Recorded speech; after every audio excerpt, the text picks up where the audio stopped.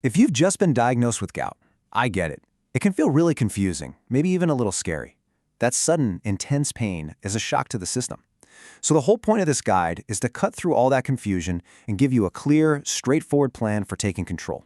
Let's start with that first, unforgettable experience. My feet were on fire. Wow. That's how one patient, Ken, described his first gout attack. And if you're watching this, I'm guessing that feeling sounds all too familiar. It's a powerful, unforgettable kind of pain, and it's really the starting point for understanding what's going on. So let's talk about that first attack. It often feels like it comes completely out of the blue, right? A lot of times it happens at night, and the intensity is just shocking. Let's break down what that experience is all about and why it happens. What's pretty remarkable about a gout attack is just how specific the symptoms are. It usually goes after one joint at a time, the big toe being the most famous target.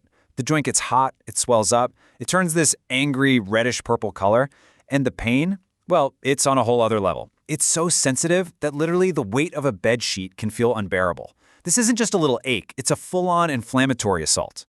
Okay, so you've survived that first awful flare-up. The very next step is getting a proper diagnosis. Because while your symptoms might be screaming gout, your doctor will want to run a few tests to be 100% sure and to rule out anything else. Your doctor has a few tools in their toolkit to figure this out. First up is a blood test, which checks your urate levels. They're often high in people with gout. They might also do a scan, like an ultrasound, which can actually see the little crystals hiding out in your joint. But the real gold standard is the synovial fluid test. It sounds a bit intense, but a doctor uses a needle to draw a tiny bit of fluid from the inflamed joint. And when they look at it under a microscope, they can see them, the telltale needle-shaped crystals that are causing all the trouble. All right, you've got the diagnosis. But what is gout really?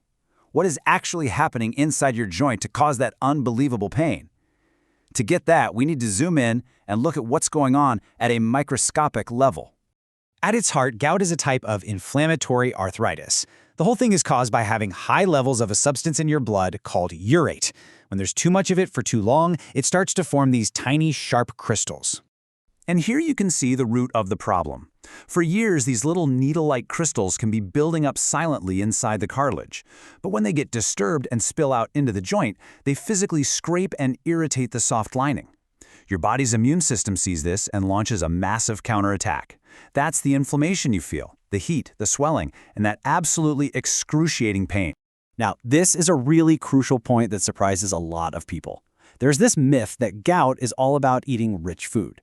But the science is pretty clear. Only about a quarter of the urate in your body actually comes from your diet. The other 3/4, your body just makes it naturally. For most people, gout happens simply because their kidneys aren't quite as efficient at flushing that urate out as they should be.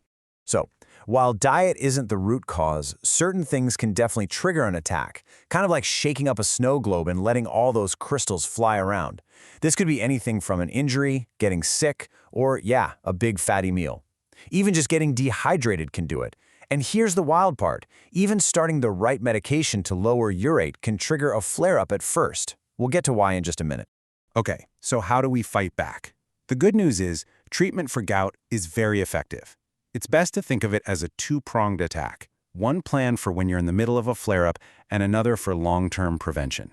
For that sudden attack, the goal is just rapid relief. We're talking powerful anti-inflammatories like NSAIDs, colchicine, or steroids. But for long-term control, the goal is totally different.